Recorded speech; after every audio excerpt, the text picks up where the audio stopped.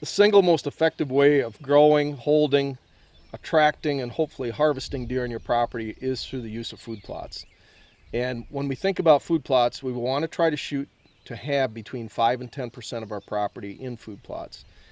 We arrived at that number over 25 years of being in business. We realized that with normal deer densities, if you have less than 5% of your property in food plots, there probably will come a time when you're going to run out of food, and as a result, your deer are going to leave, or you're going to lose your deer to neighboring property. So try to have between 5 and 10%, and of that 5 to 10%, you want to break that up into perennials. So about half your plots should be in perennial species, like our trophy clover mix that has clovers and chicory in it. That's going to be the basis for your program. That's going to provide the whole deer family the high protein, high energy diet that they need spring, summer, and fall for growing antlers and for growing large bodies. But you don't want to forget about the rest of the year. You want to have a year-round program. So you need to have late fall and winter species also. Species like our slam dunk or our honey hole or our fall, winter, spring. Even our red zone that contain high energy food sources that are going to be more sought after by the deer in the late fall and the winter months. By doing that, you're going to have a year-round program, and you're going to offer the deer on your property everything they need for maximum antler growth and maximum body growth and overall health.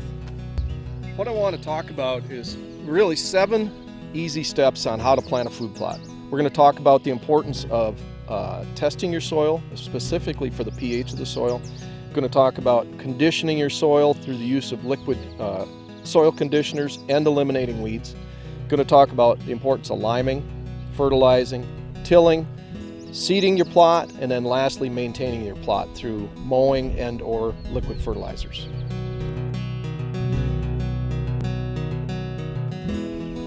Now, the first step in planting food plots is taking a soil test, and what we're really looking for there in a soil test is the pH level of the soil. That's the environment that the plants have to live in. So we actually offer an instant pH soil test kit. It's a do-it-yourself, and what I did here is I went and I got a soil sample out of the field that we're in, added an equal amount of distilled water to it. You must use distilled water when using this kit. Broke off a stir stick from a nearby tree, stirred this, and this has been sitting here for about 15 minutes. And now I'm going to take one of the litmus strips that we get from a soil lab, dip it in here,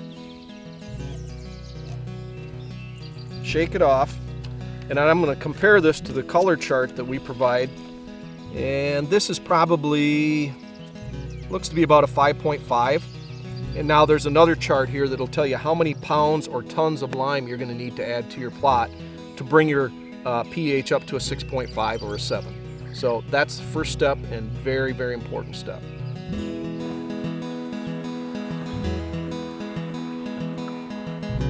So the second step in planting a food plot is trying to eliminate the weeds. I'm in an area here that we've got quite a bit of vegetation growing, and if I don't eliminate these weeds, even if I disc them up or tilled them up, they're probably going to come back and create competition for the plants that we want to grow. So what I'm going to do, I've got a little backpack sprayer. I've already put a glyphosate or Roundup in here along with some water, and I'm going to add a product called Plot Max to it. The Plot Max is a soil conditioner that basically raises the pH of the soil, helps the soil retain moisture, raises the organic matter, which basically is a measure of the overall health of the soil, and really, in a nutshell, what it does is it creates the most fertile environment for seeds to start growing and for plants to thrive. So that's what I'm going to do. We're going to spray this area. We're going to have to wait 7 days then for the Roundup to do its thing, and then we're going to start putting some lime down and fertilizer down. We'll be good to go.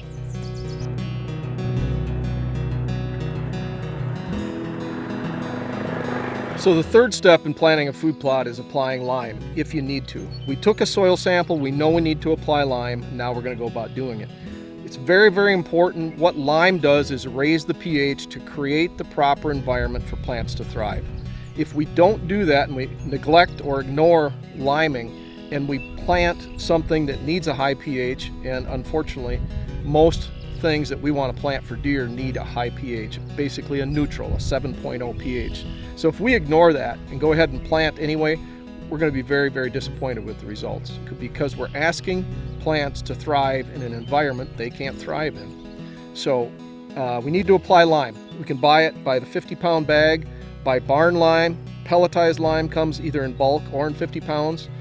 Pelletized lime is going to be more expensive, but you use about half the rate, and it breaks down and raises the pH much, much faster than barn lime. Or if you're fortunate enough to be in an agricultural area and you can get a dump truck into your plot, you can get bulk lime spread, and that's going to be very inexpensive, and obviously you're not going to have your labor involved in doing that. Irregardless of the method, make sure you get it done. Do not skip this step.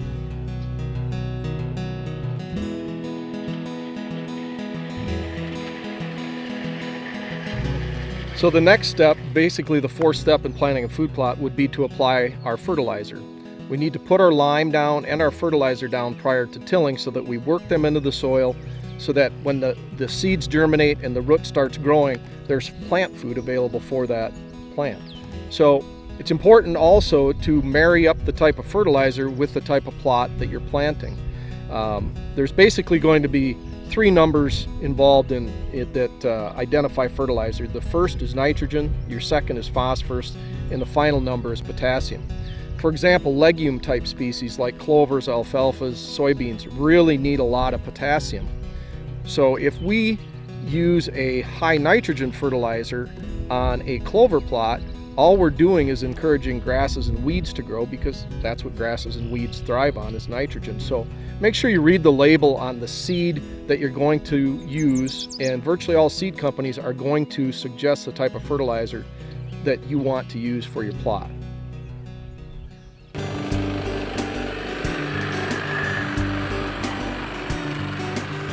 So we're on to step 5. So basically in the tillage procedure, what we're trying to do is trying to disturb or loosen up as much ground as possible.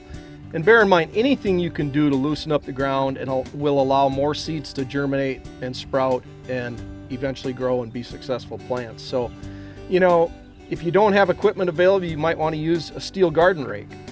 And granted, I'm kind of aggressive, but I don't think I'd want to do a half-acre plot with a steel garden rake. But nonetheless, anything you can do, perhaps using a drag section behind a four-wheeler, or a small disc behind a four-wheeler, or in this scenario here, I'm going to use a large disc behind this tractor or tiller. But anything you can do to disturb the top, hopefully 6 inches of soil, would be awesome. It would be great.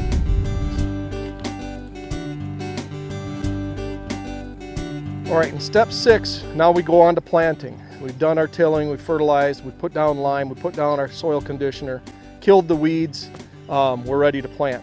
What we're gonna do is plant a little strip of our Antler King Trophy Clover mix here.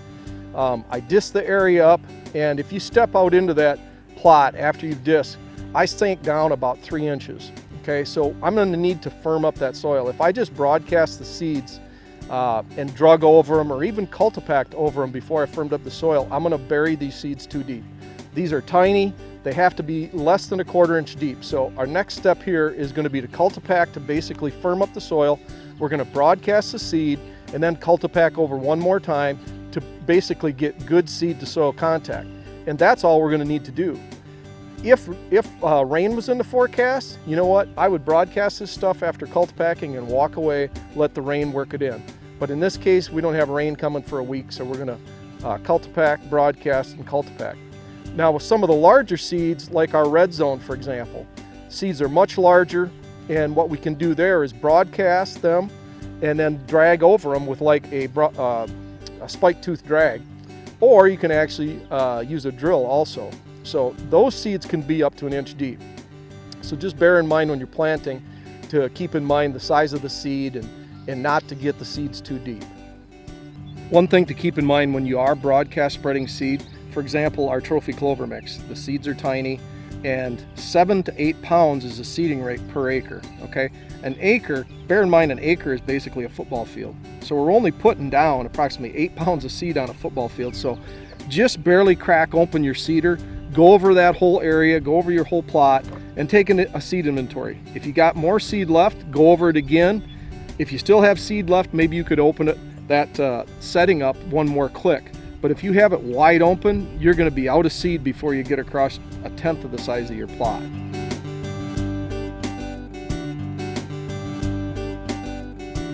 So basically we're on the 7th step. We've planted our plots are up and growing. What do we do with them now? In the case of annual crops like corn or soybeans, brassicas and so on, we really don't want to do anything as far as mowing them. We want to encourage their growth. So basically what you can do is you could spray them with a liquid fertilizer like our Jolt. We realize that few people can plant 5 to 10% of their property in food plots. So we've developed Jolt to stimulate growth.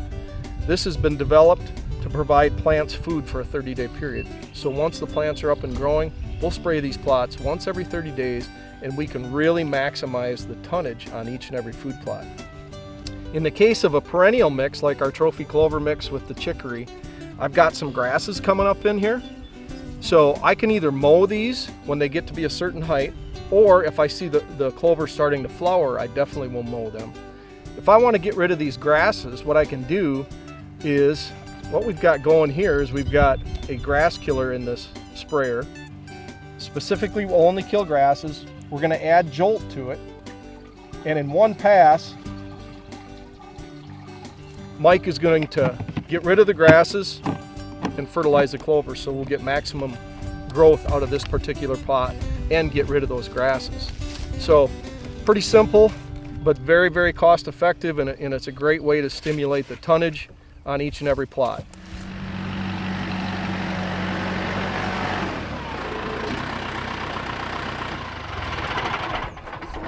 All right, we finished up. Remember those 7 steps. We took a soil test, and what we were primarily interested in was the pH level of the soil. We put a soil conditioner down along with a glyphosate or a Roundup to kill the weeds. We applied our lime, applied our fertilizer, tilled that soil up, planted it, and then after those crops up, we maintained it. Either mowed them if they were perennial, sprayed the weeds that were in them if they were perennial, or fertilized them, or did all of the above. So our goal at Antler King is to provide products and service to make you guys successful. Any questions, visit our website at www.antlerking.com or give us a call, 715-284-9547. There's one last segment we want to share with you, and that's what if you don't have any equipment available at all to plant a food plot?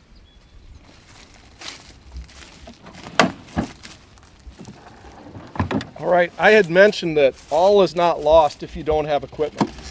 And so I'm in an area here I can't get equipment into. The logging road is just too narrow in order for me to get my tractor and disc in here. What I'm going to do, I've loaded up my sprayer with Roundup, loaded it up with Plot Max. I'm going to spray all the existing vegetation. Then I'm going to wait a week to let the Roundup kill all these plants. Come back in, and I'm going to broadcast our No Sweat, which is the most user-friendly mix that we have ever developed. It's a mixture of perennials and annuals, so we can get a couple years, maybe even up to 3 years out of this plot. So I'm going to wait a week, come in and broadcast spread the No Sweat. As the existing vegetation dies, it's going to fall back down to the ground and form a mulch, and this No Sweat will come right up through there. Once the No Sweat plants emerged, then I'll come in and hit it at least every month with Jolt. And you will be absolutely amazed what you can do, what you can accomplish without any equipment at all.